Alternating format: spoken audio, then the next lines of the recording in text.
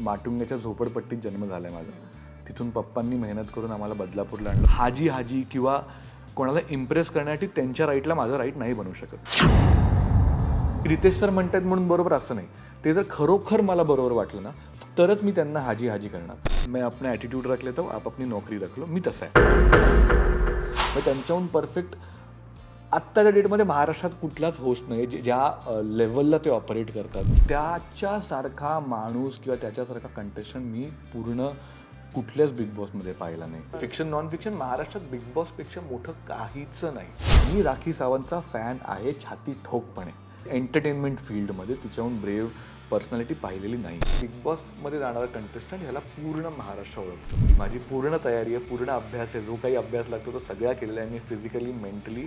म्हणजे मी युद्ध पातळीवर तयार आहे आता. बिग बॉस मराठी 11 जानेवारी पासून. बिग बॉस मराठीचे वारे वाहू लागले आहेत. सीझन 6 आपल्या भेटीला येतोय आणि त्यानिमित्ताने आज घराच्या आत जाण्याआधी आपण एका ॲक्टरला पकडलंय जो जाणार आहे घरात आणि आधीच त्याने आपल्याला इंटरव्ह्यू दिला आहे. तो खूप एक्सायटेड आहे त्याविषयी. अर्थात थंबनेलवरनं तुम्हाला नाव कळलंच असेल, आयुष संजीव, टेलिव्हिजनचा आपला लाडका चेहरा. आणि अर्थात त्या व्यतिरिक्तही तो बऱ्याच गोष्टी करतोय. तर या निमित्ताने आपण त्याच्याशी त्याच सगळ्यावर बोलणार आहोत. आणि बिग बॉसमध्ये जाण्यासाठी तो किती उत्सुक आहे, किती तयारी त्याने केली आहे, काय गेम्स त्याचे असणार आहेत आणि कसा खेळ तो खेळणार आहे, या सगळ्याविषयी आपण त्याच्याकडनं जाणून घेणार आहोत. अर्थात आत्ता तो हा इंटरव्ह्यू पाहताना तुम्ही त्याचा खेळ पाहत असाल, पण हा इंटरव्ह्यू पाहताना अधिक मजा त्यामुळेच येणार आहे. आयुष, तुझं खूप खूप स्वागत.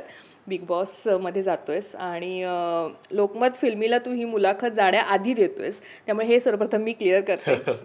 So big boss big boss big boss हे आता आपण हिंदीत पाहिलं, आता मराठीत आल्यानंतर ते आपल्या अधिक जवळ आलं. तू याचे किती सीझन पाहिले होतेस किंवा पाहिले नसशील तरी ऐकून काय होतास या खेळाविषयी, आणि आता ते आधी मला मत सांगशील, आणि आता जाताना तुझं मत काय आहे त्या खेळाविषयी? सर्वप्रथम सगळ्यांना नमस्कार जे बघतायत ते, आणि तुमचे खूप खूप आभार की तुम्ही हा इंटरव्ह्यू केला, तुम्ही हा वेळ दिला, आणि मी घरात जायच्या आधी तुम्ही माझ्या घरात आलात त्यासाठी खूप खूप धन्यवाद. आणि मी जरी सगळे सीझन पाहिले नसतील तरी मला ना ते जे हाय पॉईंट्स आहेत ना सगळ्या सीझनचे फेमस पॉईंट्स असतात ते मला माहीत होते. कारण माझी mummy Hindi 1 to 16, Marathi 1 to 6 मम्मीने सगळं बिग बॉस पाहिलं. म्हणजे एकही एपिसोड मिस नाही केलं. इव्हन माझे पप्पा पण.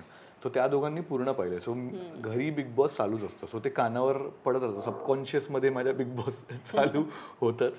पण मला सगळ्या हाय पॉईंट्स माहीत आहेत. जसे हिंदीमधले जे राखी सावंतपासून सिद्धार्थ शुक्लापर्यंतचे, किंवा या सीझनचे गौरव खन्ना, प्रणित मोरे, आणि मराठीमध्ये जे काही मीरा जगन्नाथ किंवा जय, विशाल, अक्षय केळकर, मेघा धाडे, आणि नंतर गेल्या सीझनचं सूरज आणि हे सगळं.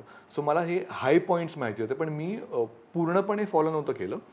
पण आत्ता जेव्हा मला कळलं की यावर्षी जेव्हा मला फोन आला आणि सगळं बोलणं झालं आणि त्यांच्याकडनं होकार आला की यावर्षी तू जातोयस म्हणून, आणि यावर्षी माझी पण खूप इच्छा होती. कारण ना मी तुला कारण सांगतो माझं, की मी बॅकग्राऊंड डान्सर म्हणून सुरू केलं. त्याच्या आधी मी क्रिकेट खेळायचो.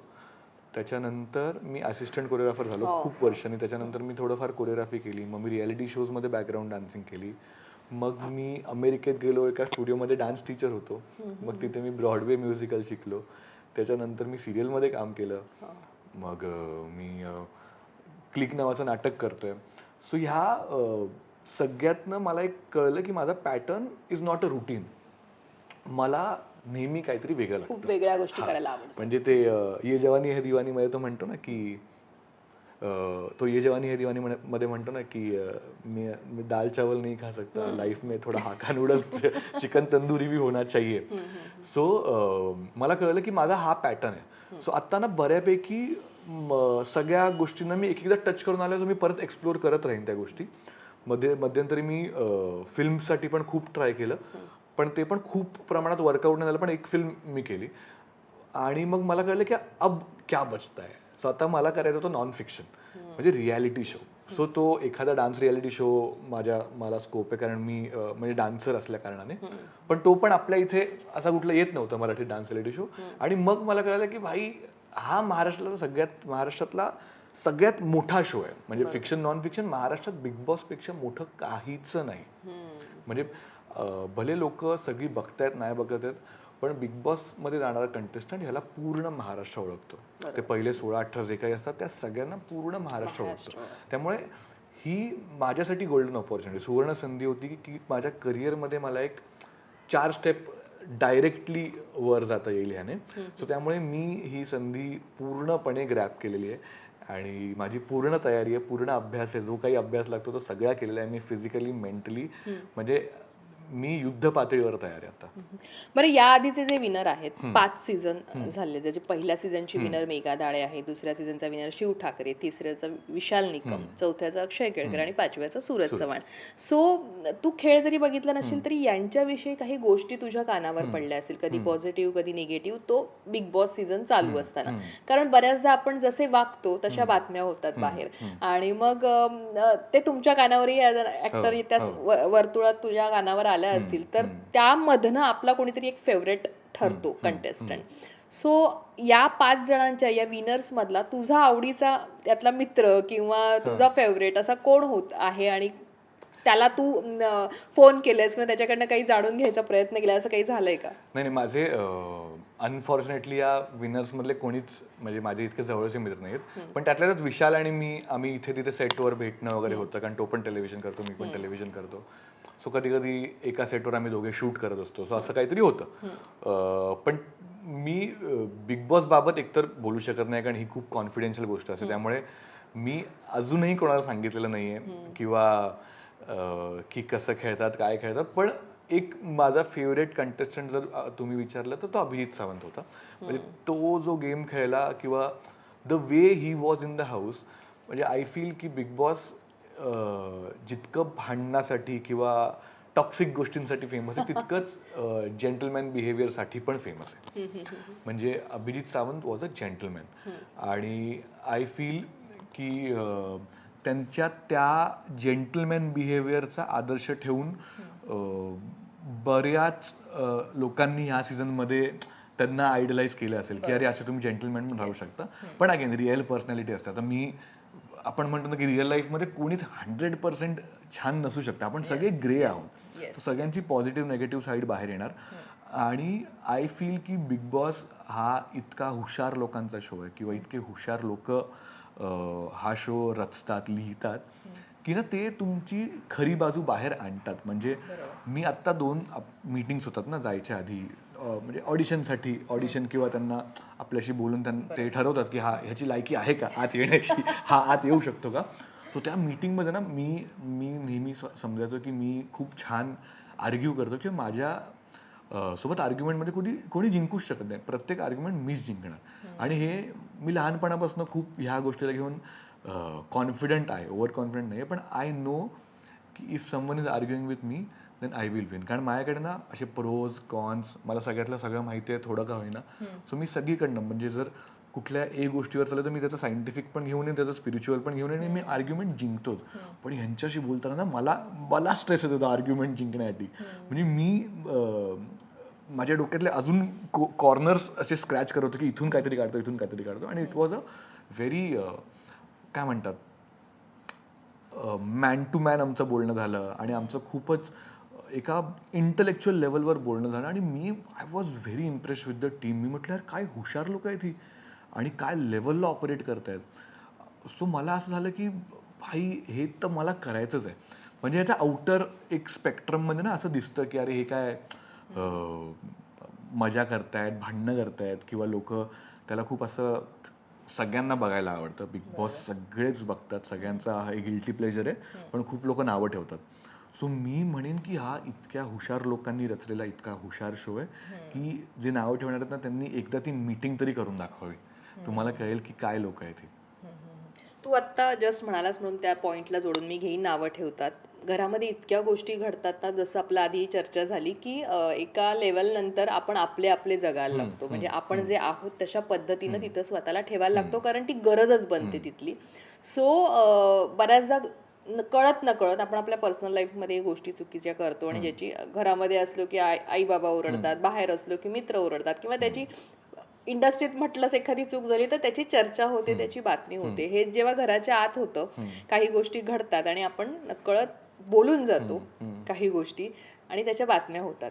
आणि बऱ्याचदा निगेटिव्ह बातम्या होतात. मग बाहेर आल्यानंतर त्याची निगेटिव्ह चर्चा होते. असं झालेलं आहे प्रत्येक सीझनला आणि प्रत्येक चांगल्या कलाकारांची नावं त्याच्यात गुंतलेली आहेत. तर या गोष्टीला घेऊन आपली इमेज कुठेतरी खराब होणार नाही ना, आपण असं काही चुकून बोलून जाणार नाही ना, किंवा बोलू याची भीती किंवा असं दडपण किंवा हे सगळं याचा जर विचार केला असेल तर त्या गोष्टीकडे तू कसा बघतोस की हे आपल्याकडनं होऊ नये, कारण आपल्याला बाहेर येऊन काम करायचंय.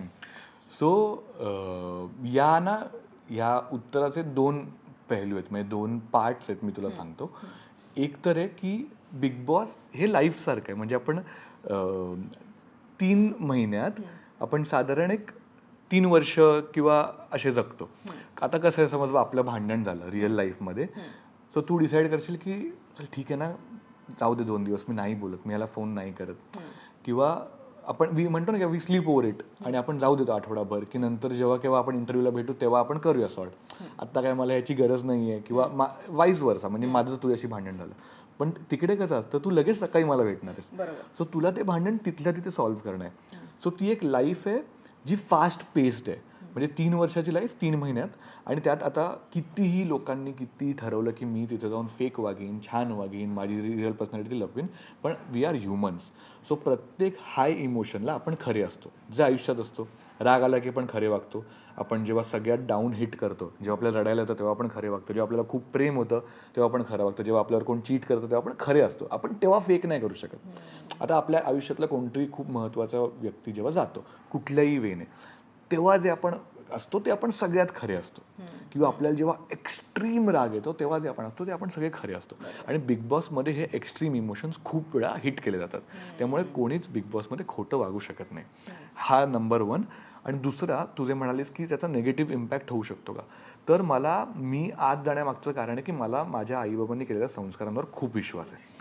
मला माहिती आहे, आणि मी नेहमी मी जे आहे ते मी आहे, जे मला नाही आवडत ते नाही आवडत, जे माझं रॉंग आहे ते माझं रॉंग आहे, जे तुमच्यासाठी राईट असू शकतं, पण मला जे वाटतं ते माझ्यासाठी बरोबर आहे. हा माझा आधीपासूनचा स्टँड आहे. म्हणजे मी कधीच हाजी किंवा कोणाला इम्प्रेस करण्यासाठी त्यांच्या राईटला माझं राईट नाही बनवू शकत.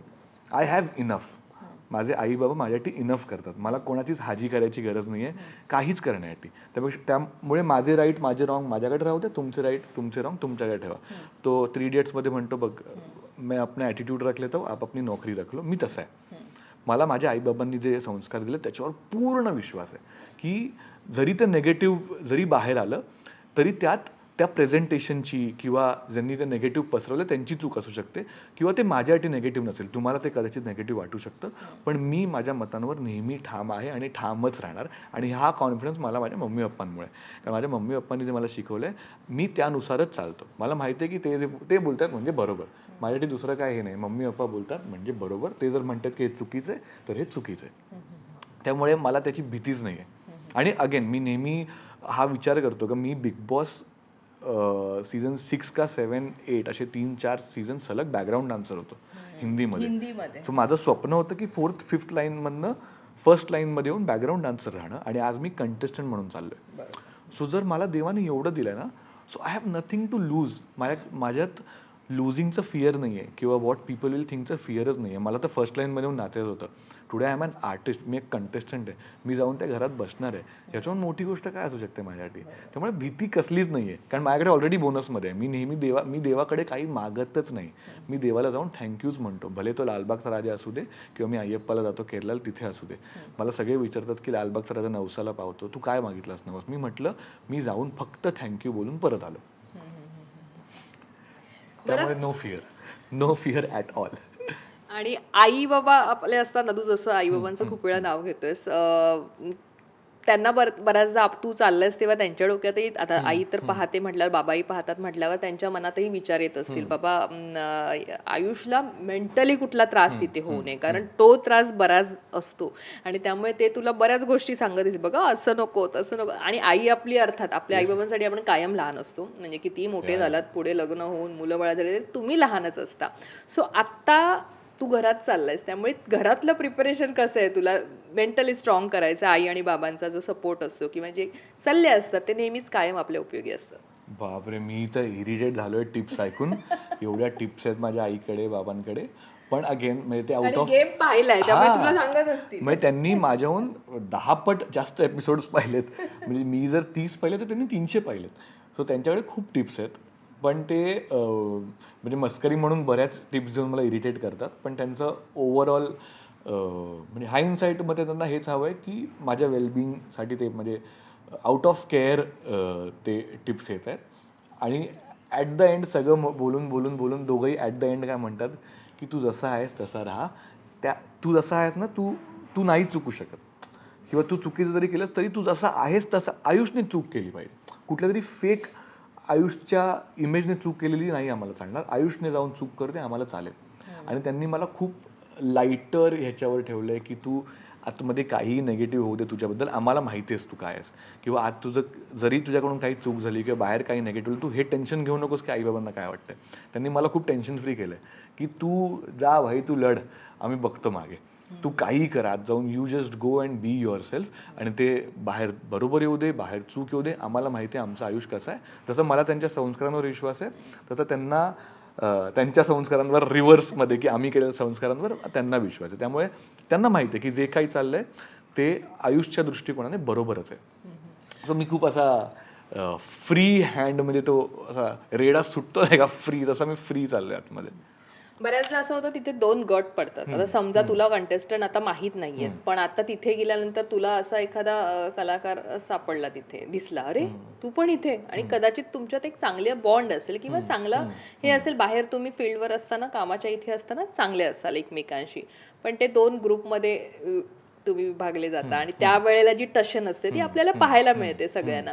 त्यावेळेला आयुष स्वतःला कसं ठेवणार आहे? नाही, बाहेर गेल्यावर तर आपल्याला बॉस हे सगळे आपण यांच्यासोबत काम करणार आहोत किंवा भेटणार आहोत, त्यामुळे आपल्याला ते बॉन्डिंग, तो विचार करून इथे खेळणं खूप अपेक्षित आहे, गरजेचं आहे, त्या काळाची गरज म्हणून. सो त्यावेळेला कसं असतं ना, बऱ्याचदा आम्ही पाहिलं बिग बॉसच्या सीझनमध्ये मारामारीपर्यंत पण लोक गेलेली आहेत. म्हणजे मुलं स्पेशली, मुली तर मुली पण गेल्यात, पण मुलं स्पेशली आपण पाहिले काही सीझनमध्ये आता मारामारी होते की काय किंवा तोडफोड झालेली आहे. तर ह्या सगळ्या गोष्टी आपण बघतोय तेव्हा तू आता पाहत असेल तेव्हा त्यावेळेला आपलं टेम्परामेंट कसं ठेवायचंय आपल्याला किंवा कशा पद्धतीने आपण वागायचंय, हा काय विचार केलास तू? येस मी ऑफकोर्स याचा विचार केलाय की कोणतरी आता काम करताना छेडही काढतात आणि मुद्दामून. एक्झॅक्टली. सो आणि असं येऊ शकतं की ज्यांच्यासोबत आपण काम केलंय किंवा पूर्वी भेटलोय अशी लोक येऊ शकतात. पण माझ्यात ना एक एक गुण आहे नेहमी लीडर व्हायचा. म्हणजे आपण तू KGF पाहिलंयस तर मला नेहमी KGFचं यश व्हायचंय. मला नेहमी रॉकीभाई व्हायचंय. सो मी जिथे राहतो त्या KGFचं रॉकीभाई मला व्हायचं असतं. मी होईन नाही होईन ते वो ऊपरवाले के हात में, प्रयत्न मी करत राहणार. त्यामुळे मी नेहमी ट्राय करेन की भले 2 गट असतील ना तरी दोन्ही गटांमध्ये त्यांच्या सबकॉन्शियसमध्ये लीडर मीच असेन. आणि याचा मी पूर्ण प्रयत्न करेन की सगळ्यांच्या सबकॉन्शियसमध्ये भरायचं की तुम्ही टेन्शन न घेऊ, हे घर ना मी नीट चालवतो, तुम्ही फक्त मी जे बोलतोय ते ऐका.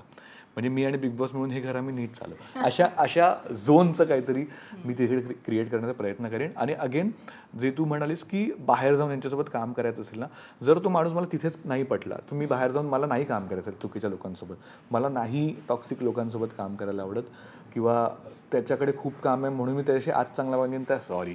असं आपल्या महाराष्ट्रात किंवा आपल्या मराठी चित्रपट किंवा टेलिव्हिजन इंडस्ट्रीमध्ये असं हाजी करून काम मिळत नाही. आपल्याकडे प्युअरली टॅलेंटवर काम मिळतं. माझ्याकडे टॅलेंट आहे, मला काम मिळणार. मला कोणाशी आतमध्ये चांगलं वागवून किंवा त्यांच्याशी मैत्री करून नाही मिळत. किती मित्र आहेत, नाही काम देत कोण ना. सो काम इथे टॅलेंटवर, इथे आपल्या हार्डवर्कच्या तयारी, म्हणजे आपली तयारी किती आहे, की आपण किती मेहनत घेऊ शकतो, या सगळ्या क्रेडिट बेसिसवर काम मिळतं आपल्याकडे. मेरिट बेसिसवर काम मिळतं. क्रेडिट बेसिसवर कसं काम मिळू शकतं? सो मेरिटवर आपल्याकडे काम मिळतं. सो त्यामुळे कोणाचीच हाजी करणं किंवा कोणाशी मैत्री करणं की ह्याच्याशी बाहेर जाऊन काम करायचं नाही, तो तिकडे चुकीचं आहे. त्याला तिथल्या तिथेच हे मी नेहमी असा पण विचार करतो की कधी मे बी मला रितेश सरांची पण एखादी गोष्ट नाही पटणार, पण त्यांच्यासाठी खूप रिस्पेक्ट आहे आणि त्यांनी जे मराठी चित्रपटासाठी केलं आहे इट्स कमेंडेबल. सो त्या बाबतीत खूप रिस्पेक्ट आहे. ते खूप एक्सपिरियन्स्ड आहेत. त्यांना खूप आयडियलाइज केलं आहे आपण, त्यांचा सिनेमा एवढी वर्ष पाहिला आहे. सो त्या सिच्युएशनला कसं डील करायचं, सो मी ते पण माझ्या डोक्यात विचार करताना मला असं जाणवलं की कधीतरी असं होऊ शकतं की he is a human, I am a human. मी माझ्या एक्सपिरियन्सेसमधनं येतो ते त्यांच्या एक्सपिरियन्सेसमधनं येतं आणि त्यांचा एक्सपिरियन्स खूप जास्त आहे. पण कधीतरी माझं आणि त्यांचं मत नाही पटणार, पण मी त्यालाही रिस्पेक्टफुली त्यांची डिग्निटी मेंटेन करत, शोची डिग्निटी मेंटेन करत मी त्याला पण स्टँड घेणार. मी असं नाही की रितेश सर म्हणतात म्हणून बरोबर, असं नाही. ते जर खरोखर मला बरोबर वाटलं ना तरच मी त्यांना हाजी हाजी करणार. जर मला त्यांचं खरंच नाही पटलं, जे की रेअर आहे, म्हणजे मला नेहमी रितेश सर बायस्ड वाटत नाहीत किंवा ते खूप परफेक्ट होस्ट वाटतात मला या शोसाठी. मग त्यांच्याहून परफेक्ट आत्ताच्या डेटमध्ये महाराष्ट्रात कुठलाच होस्ट नाही ज्या लेवलला ते ऑपरेट करतात. किंवा मी ऐकलं की ते प्रत्येक एपिसोड बघतात. ते शूटिंगमध्ये लंच ब्रेक किंवा जेव्हा जेव्हा वेळ मिळतो तेव्हा प्रत्येक एपिसोड बघतात ते आणि मग ते येऊन बोलतात. त्यामुळे त्यांचे चुकण्याचं पर्सेंटेज खूप कमी आहे. पण जेव्हा केव्हा ते होईल ना तेव्हा I will respectfully take a stand and talk to him. म्हणजे we will have a man to man conversation की सर हे मला पटत नाही, हे तुमच्यासाठी बरोबर असेल पण हे माझ्यासाठी बरोबर नाही, आणि व्हेरी रिस्पेक्टफुली. सो त्यामुळे I am prepared for Ritesh sir also. बरं, आणखीन एक मुद्दा तिथे आहे बिग बॉसचा, जिथे वर्षा उसगावकरांनाही सोडलं नव्हतं की त्यांच्या करिअरवर प्रश्नचिन्ह निर्माण केलं गेलं होतं आणि खूप बोललं गेलं होतं आणि त्याची खूप मोठी चर्चा झाली. नंतर त्या व्यक्तीनं माफी मागितली वगैरे, ही गोष्ट सगळं झालं. पण शेवटी असंही तिथे केलं जातं, म्हणजे तुमचा एक असा मुद्दा असेल की ज्याला मुद्दाम चिमटा काढला जातो आणि त्याला उगाच तुम्हाला मेंटली डिस्टर्ब करून तुमचा गेम कसा त्याच्यावर परिणाम होईल, गेमवर, त्या सगळ्या गोष्टीचा हे पाहिलं जातं. आणि हा तो खेळाचा भाग आहे. अशा ह्याच्यामध्ये तू स्वतःला स्ट्रॉंग ठेवायचं. कोणी असं केलं आणि तुला ते हर्ट झालं आणि त्या ह्याच्यात स्वतःला स्ट्रॉंग ठेवायचंय, तर आयुष म्हणून तू त्याला कसं त्या गोष्टीला हँडल करणार आहेस याचा तू कसा विचार केला? सी ह्यात पण ना माझ्या विरोधात बोलण्यासाठी कोणाकडे पॉईंटच नसेल. कारण एक बदलापूरचा मुलगा जो माटुंग्याच्या झोपडपट्टीत जन्म झाला आहे माझा, तिथून पप्पांनी मेहनत करून आम्हाला बदलापूरला आणलं, पप्पांनी ठाण्यात आणलं. सो आम्ही लोअर मिडल क्लास लोक आहोत. आम्ही चाळीत राहणारे लोक आहोत. तुम्ही चाळीतनं आम्हाला काढू शकता, आमच्यातली चाळ काढू शकत नाही. आणि चाळीतला मुलगा आज मी 7वीत असल्यापासून काम करतोय आणि आज मी 28 वर्षांचा आहे. मी गेली 14 वर्ष काम करतोय. सो 14 वर्षात मी इथपर्यंत आलो आहे.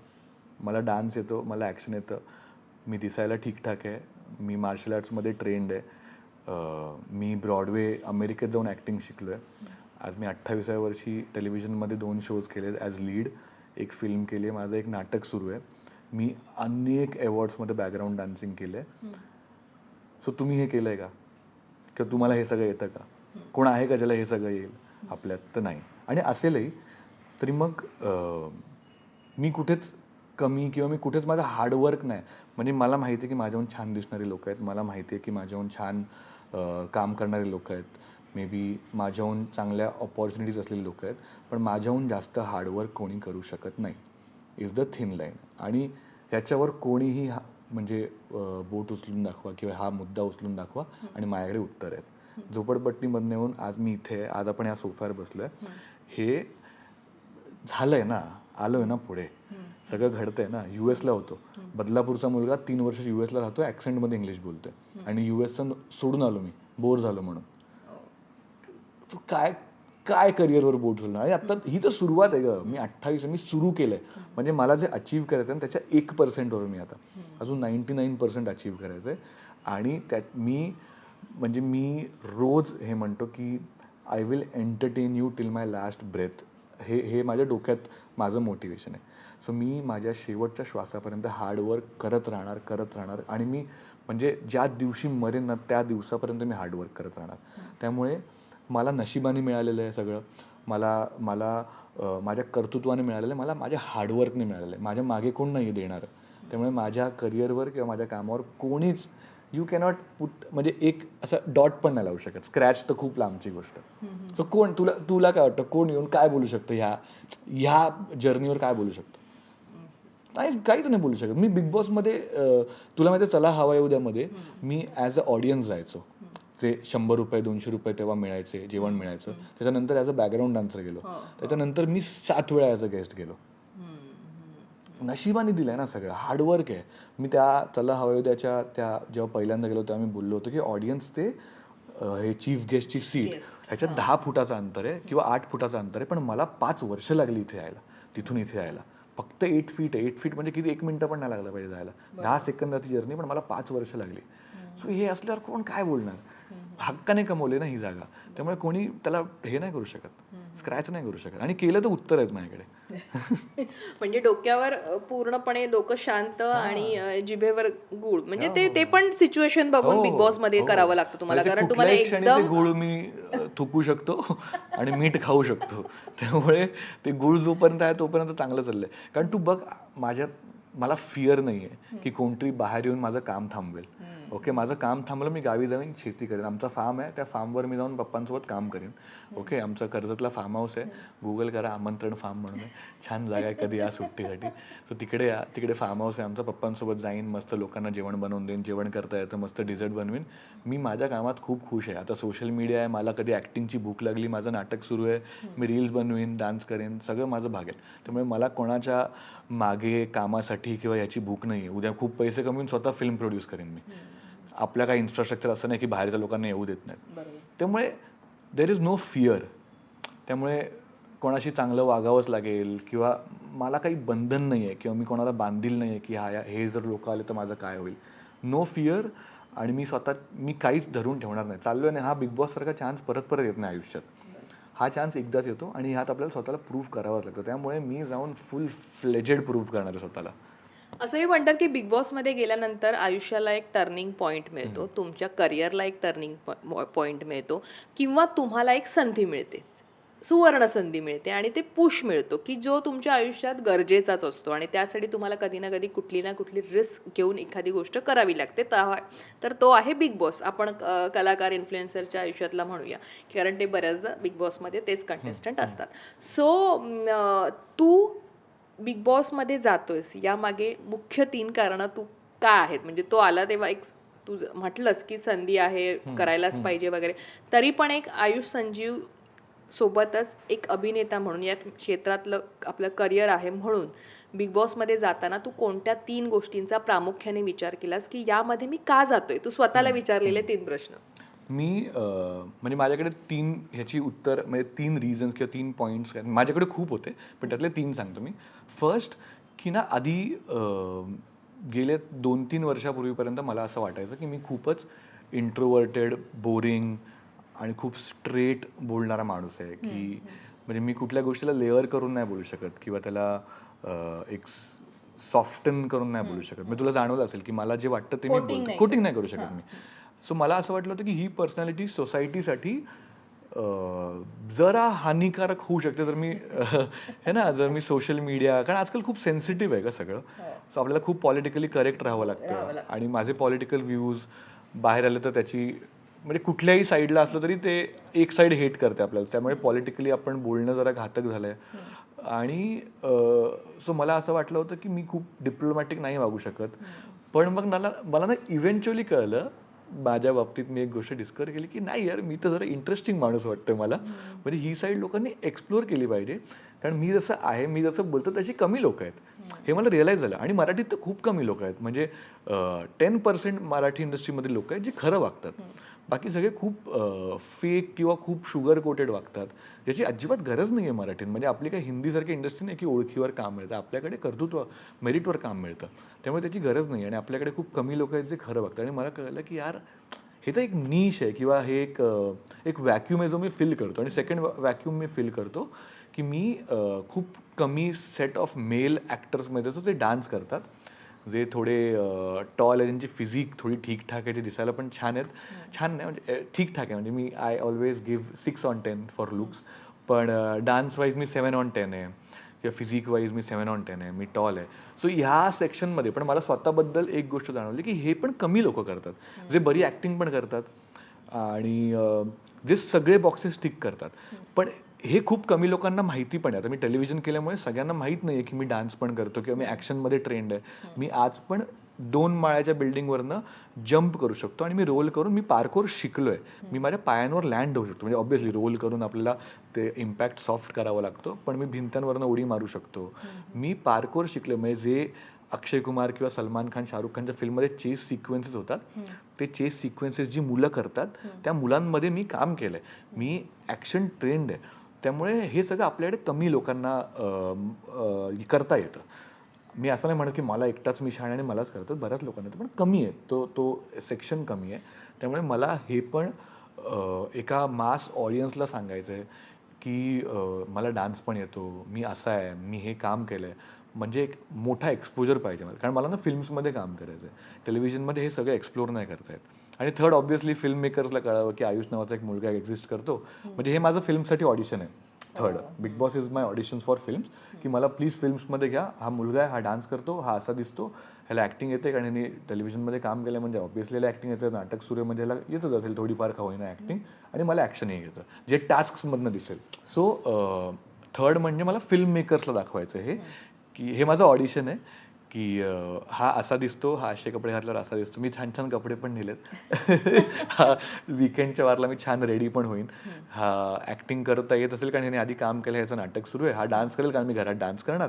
आणि टास्क्समधनं माझं जे माझ्यातला ॲथलीट आहे किंवा माझ्यातला जो मार्शल आर्टिस्ट आहे किंवा माझी जी फिटनेस आहे ते पण मला दाखवता येईल. सो ह्या तिन्ही गोष्टींना मला पोर्ट्रे करता येईल, ज्याने जे एका लार्जर स्केलवर लोकांना कळेल आणि त्यामुळे मे बी मला फिल्म मिळेल किंवा मे बी म्हणजे जे काही काम मिळेल, पण त्यात मला माझं ना फुल पोटेन्शियल वापरता येईल. टेलिव्हिजनला फुल पोटेन्शियल वापरता येत नाही, कारण टेलिव्हिजनमध्ये फिल्मसारखी गाणी नसतात, डान्स नसतो, ॲक्शन नसतं. टेलिव्हिजनमध्ये you sit, you talk, you do scenes, खूप छान छान. म्हणजे मी पूर्ण ॲक्टिंग जी आहे ती टेलिव्हिजनमधनंच शिकलो. माझ्या पहिल्या शोच्या दरम्यान मी ॲक्टिंग शिकलो. सो माझं तर टेलिव्हिजनबद्दलचं मत असं आहे की प्रत्येक कलाकाराने त्याच्या आयुष्यात एकदा टेलिव्हिजन केलं पाहिजे. कारण इतक्या प्रेशरमध्ये आपण जे गरम गरम स्क्रिप्ट आली म्हणतो ना, स्क्रिप्ट टेलिव्हिजनची ॲक्च्युली गरम असते. ॲक्च्युली ती जस्ट प्रिंटर किंवा मशीनच्या बाहेर आलेली असते आणि ते पेजेस ॲक्च्युली गरम असतात. आपण टचअप करता करता डायलॉग्स वाचत असतो आणि आपला डायलॉग शेवटची लाईन पहिल्यांदा जेव्हा वाचून होते तेव्हा कोणतरी स्क्रिप्ट हातात घेऊन जातं आणि ॲक्शन बोललं जातं. इतक्या क्विक काम असतं गं. आणि त्यात मराठीत तर 15-16 तास काम करतो टेलिव्हिजन. आपल्याकडे 12 तास थोडी काम करतात. आपल्याकडे शूट सुरू होतं, संपतच नाही. त्यामुळे आपल्याकडे कामाचं पण काय एवढं वर्क आवर्सचं पण डिसिप्लिन नाही आहे. सो ह्या प्रेशरमध्ये आणि इतके दमलेलं असतो ना आपण, ह्या सगळ्यात काम करणं म्हणजे टेलिव्हिजन करणं is a very great thing. आणि जे लीड करतात त्यांच्यासाठी तर भाई एल्बोपासनं नमस्कार आहे तुम्हाला. टास्क आहे, खूप मोठा टास्क आहे. म्हणजे जितके टफ बिग बॉसचे टास्क आहेत ना, तितकंच हे टेलिव्हिजनवर काम करणं पण एक टास्क आहे. त्यामुळे टेलिव्हिजनसाठी रिस्पेक्ट आहे, पण माझं फुल पोटेन्शियल सिनेमामध्ये दिसेल आणि ते खूप एक महत्त्वाचं कारण आहे बिग बॉस करण्यामागचं.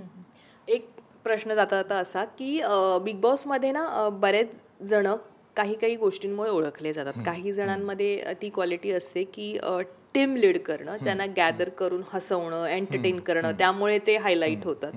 काही असतात जे आपल्या ॲटिट्यूडमुळे हायलाईट होतात. ते प्रत्येक वेळेला एखादा डायलॉग असा बोलणं की जो कॅची असेल आणि तो समोरच्याला हिट करेल आणि तो कनेक्ट करेल प्रेक्षकांना. काही जण असतात जे इमोशनली कनेक्ट होतात, सतत रडत किंवा मी किती गरीब आहे, मी कसा साधा आहे, साधी आहे, आणि मग एका इमोशनल पद्धतीने ते लोकांशी कनेक्ट होतात. ही प्रत्येकाची आपापली अशी स्ट्रॅटेजी असते किंवा त्या पद्धतीचा त्यांचा तो स्वभाव असेल, मग त्याला ते स्ट्रॅटेजी म्हणून उपयोग, तो काय म्हणतात, तो एक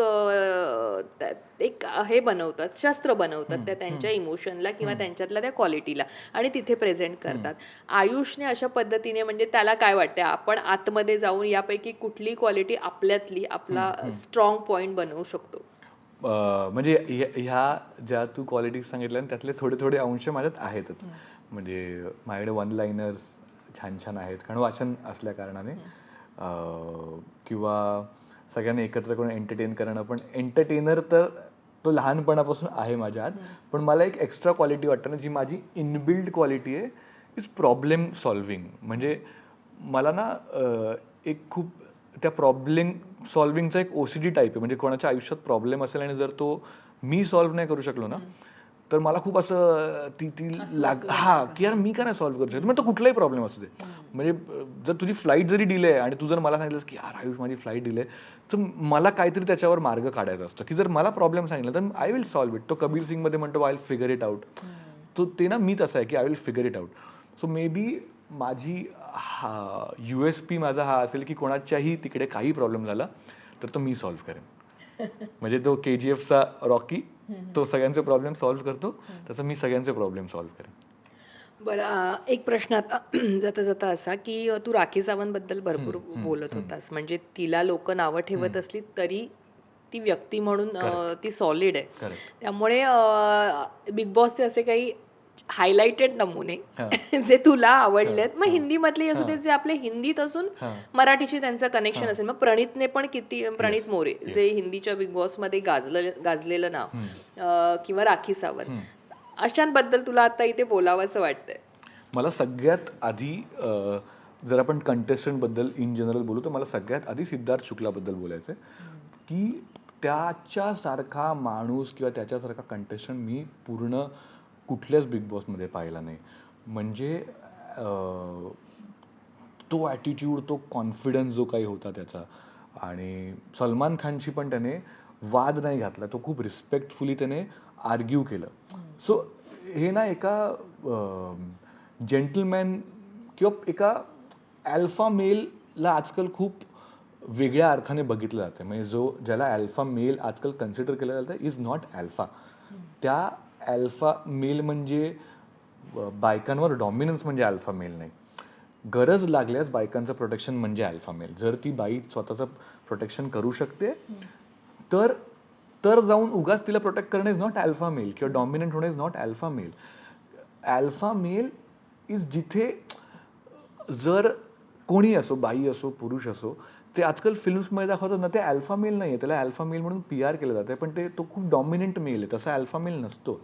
ॲल्फा male is about considering a male, female or anyone as a human being. एका ह्युमनला जर गरज असेल तर जाऊन मदत करणं, गरज असेल तर, उगाच नाही. आणि जेव्हा आपल्याला गरज लागते तेव्हा being enough humble or enough vulnerable की मी ही मदत घेऊ शकतो. पिक्चरमधले हिरो आपल्या मदतीसाठी तयार नव्हतं की मला कसं कोण मदत करेल, मी एकटाच सगळ्यांना मारणार, तसं नसतं. ॲल्फा मेल शुड बी वल्नरेबल. म्हणजे त्या ॲल्फा मेलने जर आत्ता मला ना कोणाची गरज आहे तर आहे, फिमेलची, मेलची, मला मेंटली गरज आहे, फिजिकली गरज आहे, कशीही गरज आहे की मला एक हग हवा आहे तर हवा आहे यार. तो पिक्चरमधला ॲल्फा मेल न होता हा रिअल ॲल्फा मेल जी क्वालिटी ना ती मला प्रेझेंट करायला आवडेल. मी सिद्धार्थ शुक्लाच्या कनेक्शनमध्ये हे बोलतोय की त्याच्यामध्ये ना तशा क्वालिटीज होत्या. म्हणजे तो मला आवडायचा आणि तो कूल पण होता, त्याच्यात एक स्वॅग होता. आणि कमिंग टू राखी सावंत, मी राखी सावंतचा फॅन आहे छाती ठोकपणे. मी तिच्याहून ब्रेव व्यक्ती, तिच्याहून ब्रेव म्हणजे एंटरटेनमेंट फील्डमध्ये तिच्याहून ब्रेव पर्सनॅलिटी पाहिलेली नाही. म्हणजे that lady is something else. आज ती ज्या स्टेजला आहे, म्हणजे आज जे राखी सावंतला बोलणारी लोक आहेत की ही अशी तशी, त्यांनी एकदा तरी जाऊन तिला भेटू तरी शकतात का ते, किंवा तिच्यासोबत सेल्फी तरी काढू शकतात का ती लोक. ती आज कुठून आली आहे मुलगी, कुठल्या कुठे गेली, आपली मराठी मुलगी आहे ती, आणि आज कुठे आहे आज. म्हणजे तिला वेगवेगळ्या शोजमध्ये TRP जास्त होईल म्हणून बोलत होती. सच म्हणजे मॉनिटायझेशनची क्वालिटी राखी सावंत तिच्यामुळे लोक पैसे कमवतात यार. तिच्याबद्दल खूप रिस्पेक्ट आहे. आणि ती एकदा बिग बॉसच्या घरात कुठल्या तरी सीझनला आली होती. ती मला माहीत नाही कसं, पण ती येताना भूताचे कॉस्ट्युम घेऊन आली होती. रात्री तिने भूताचं हे कसं काय सुचू शकतं कोणाला. म्हणजे this is such a next level thought. म्हणजे आपण नीट पाहिलं तर ती खूप कमाल आर्टिस्ट आहे. तिला बघून आपण हसतो, तिला बघून आपण क्रिंज करतो, तिला बघून आपण मजा करतो. म्हणजे ती एंटरटेन करते. शी इज अ प्युअर एंटरटेनर. आणि त्याचे तिला पैसे मिळतात. ती तिच्या हक्काच्या पैशाने कमवते, हक्काचं खाते. तिचा एकही व्हिडिओ मला असा शोधून दाखव ज्यात तू एंटरटेन नाही झालीस. ती रडत असू दे, ती हसत असू दे, ती एंटरटेन करते. आणि it is a very tiring job जे ती करते. त्यामुळे मी हार्डकोअर फॅन आहे तिचा. प्रणितने ऑब्व्हियसली खूप त्याने त्याचा शो जेव्हा सुरू केला आणि तेव्हापासून ते जो सीझन त्याचा गाजला, म्हणजे मला पण आतून असं वाटत होतं की प्रणित जिंकावा. म्हणजे भले मला गौरव खन्ना सुद्धा आवडला होता, पण मला आतून खूप वाटत होतं. एकतर तो मराठी आहे त्यामुळे, आणि एकतर त्याचा ना ग्राफ आहे तो आधीपासून चांगला नव्हता. तो आधी खूप लो होता. इव्हन सलमान सर आले त्याला एवढं बोलले, पण नंतर त्याचा एक ग्राफ क्रिएट झाला आणि ही ग्रू. सो तो शो करता करता करता करता तो मोठा झाला होता. So he deserve to win. आणि अजून एक जे साजिद खान, MC स्टॅन, अब्दू आणि शिव आणि हे जे चौघांची जे मंडळीवाला जो सीझन होता, हो, म्हणजे मी त्यांच्या चौघांचं जेवढं एन्जॉय केलंय ती गोष्ट, ती फ्रेंडशिप. हां, दे आर स्टील फ्रेंड. ते खरं आहे. आणि ते बघून इतकं भारी वाटतं ना की अरे खरंच खरं आहे. म्हणजे MC स्टॅन आणि अब्दुला एकमेकांची भाषा नाही कळायची का, तरी इतकी घट्ट मैत्री त्यांची आणि ते बघायला इतकी मजा यायची. आणि इवन मराठीत पण ना मला अभिजित सावंत आणि निकी तंबोईमध्ये जे कॉन्व्हर्सेशन व्हायचं, आय एन्जॉयड. म्हणजे त्याला ना, त्याला सर पेरच नव्हतं त्या कॉन्व्हर्सेशनला, त्याला फक्त सेंटर होता. मला इतकं आवडायचं ना की दोघांनी माहिती की हे कुठे जात नाहीये. तिलाही माहिती आहे की याचं लग्न बिग्न झालंय आणि त्यालाही माहिती आहे की बाई हे कुठेच जात नाही, पण ते इतकं गोड वाटायचं ना मला. आणि आपले छोटे पुढारी पण एंटरटेनिंग होते. आणि सूरजचा इनोसेन्स जो होता ना यार, म्हणजे I have never seen such a naive person. आणि मला म्हणजे भले मी अभिजित सावंतचा फॅन होतो इंडियन आयडलपासून, पण सूरज जिंकल्यावर ना एक आतून बरं वाटतं का जेव्हा असा एक मुलगा येऊन आज त्याचं लग्न झालंय, त्याने घर घेतलंय आणि हे सगळं बिग बॉसमुळे घडलंय का. बिग बॉसने लोकांची लाईफ बनवली आहे. म्हणजे ते खरंच बिग बॉस आहेत आणि त्यामुळे खूप रिस्पेक्ट आहे त्यांच्याबद्दल. घरात जाण्याआधी एक प्रश्न असा शेवटचा, की विनर जे ठरतात आत्तापर्यंतचे, यात कुठेतरी लोक बऱ्याचदा म्हणतात ही पार्सिलिटी आहे, कारण त्यांचा बंदा जिंकलेला नसतो, त्यामुळे ते बऱ्याचदा आपण एक भावनिक पोटी बोलतो. पण जेव्हा तू थर्ड पर्सन म्हणून प्रत्येक गोष्ट बघत होतास, किंवा घरामध्ये आईने पण बऱ्याचदा बोललं अरे ही जिंकणार वाटत होती पण हा जिंकला, किंवा हा जिंकणार वाटत होता ही जिंकली, किंवा अमुक जिंकला. सो हे जे वाहे होतात त्याच्यावर तुझा किती विश्वास आहे, ते निवडणं असतं, ती निवड त्याच्यावर आणि त्या पूर्ण ह्याच्यावर तू किती विश्वास ठेवून आज जातोस?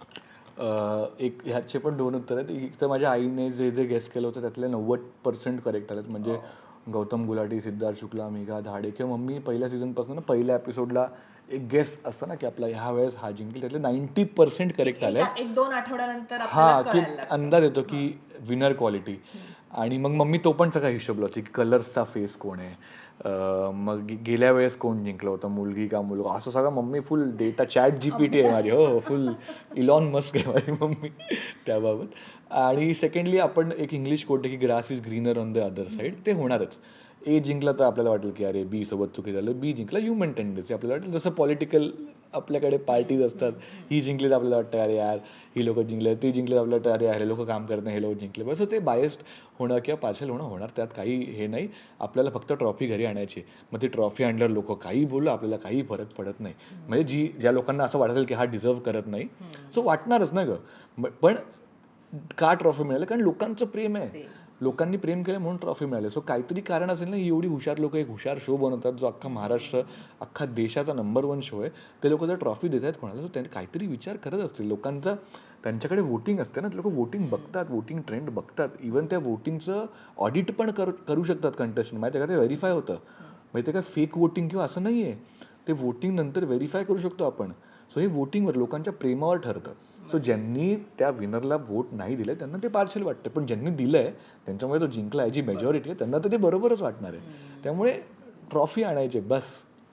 निश्चित. आणि ही ट्रॉफी निश्चित तुला मिळेल आणि अशी आपण आशा करूया. आणि दुसरी गोष्ट म्हणजे जास्तीत जास्त दिवस घरात राहणं, जसं तू म्हणालास की दिसणं, ज्या कारणांसाठी तू चाललायस ते दिसणं अधिक महत्वाचं आहे, तो परफॉर्मन्स अधिक दिसणं, लोकांसमोर येणं महत्वाचं आहे. तर या सगळ्या गोष्टींसाठी तुला खूप खूप शुभेच्छा.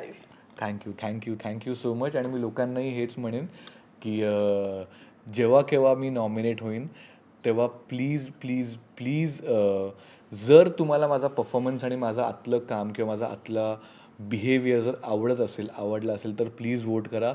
मी छाती ठोकपणे सांगतो, जर नाही आवडलं तर नका वोट करू. तुम्हाला असं वाटत असेल ना की मी बाहेर गेलो पाहिजे, तर तुम्हाला बरोबर वाटत असेल.